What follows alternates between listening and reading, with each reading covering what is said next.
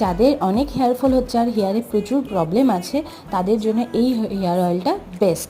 আমি আর আমার মেয়ে দুজনেই এই হেয়ার অয়েলটা ইউজ করে অনেক ভালো রেজাল্ট পেয়েছি, তাই তোমাদের সাথে আমি শেয়ার করছি।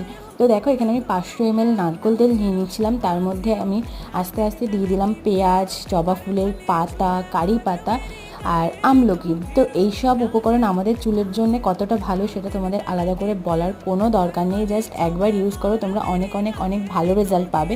আর মেথির তো জুড়ি মেলা ভার আমাদের চুলের জন্যে। তারপরে এখানে আমি শুকনো জবা ফুলের মানে জবা ফুলটাই নিলাম শুকনো, সেটাকে দিয়ে আমরা ভালো করে গরম করে নেব। আর এটাকে আমরা লো ফ্লেমে বেশ ভালো মতন ফুটিয়ে নেব, কিন্তু কোনো জিনিস যেন না পড়ে, কারণ জিনিসটা পুড়লে জিনিসটার কাজটা নষ্ট হয়ে যাবে।